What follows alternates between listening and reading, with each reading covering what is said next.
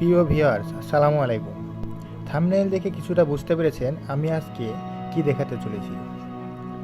Xiaomi Redmi RMMNT215NF বাজার মূল্য 11,500 টাকা, আর অন্যটা 16,500 টাকার দামি ব্র্যান্ডের মনিটর, যার তুলনা নিজেই দেখুন।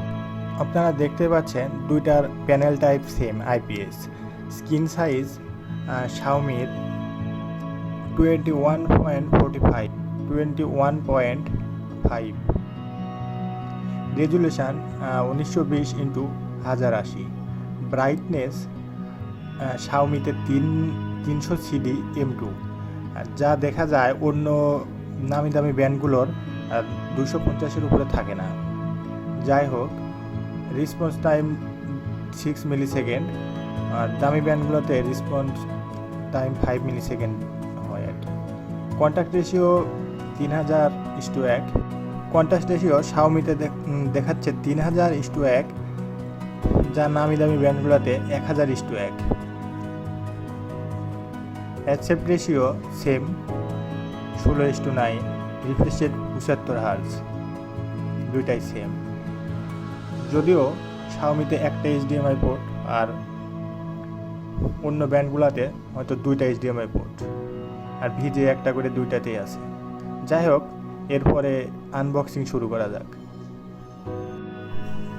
আপনারা আনবক্সিংটি দেখতে থাকুন, আর আমি ভিডিওটি লম্বা না করে এই মুহূর্তে মনিটরটি সম্পর্কে কিছু কথা বলে নিই। আসলে যাদের গেমিংয়ের অনেক শখ, দেখা যাচ্ছে টাকার অভাবে 75 Hz মনিটরগুলো কিনতে পারতেছেন না, 16,500 টাকা করে বর্তমান বাজার মূল্য, সেই ক্ষেত্রে এটা ওগুলা থেকে অনেক বেটার রেজাল্ট দেবে। কেননা আমার স্যামসাং একটা মনিটর ছিল, যেটা আমি বিক্রি করে দিয়েছি, তবে এটা আমি গেমিং করে আর ব্যবহার করে ওইটার থেকে অনেক মজা পাইতেছি আর কি। সেই জন্য আপনাদের আমার অভিজ্ঞতা থেকে বলতেছি, আপনারা এটা নিতে পারেন। আর যেহেতু বাজারে নতুন এটা এসেছে, সেহেতু ভালো প্রোডাক্টই হবে মনে হয়। আর আপনারা তো দেখতেই পাচ্ছেন কিভাবে এটা সেটিং করতে হয়, আমি সব করে দেখিয়ে দিয়েছি। আর আরেকটা কথা হচ্ছে কি, এটা যেহেতু আমি বেশি দিন ইউজ করিনি, তবে এটা সম্পর্কে টিকবে কেমন এই কথা আমি গ্যারান্টিতে বলতে পারবো না। তবে এটা বলতে পারি যে এটার রেজুলেশন বা আচ্ছা হয়ে গেছে।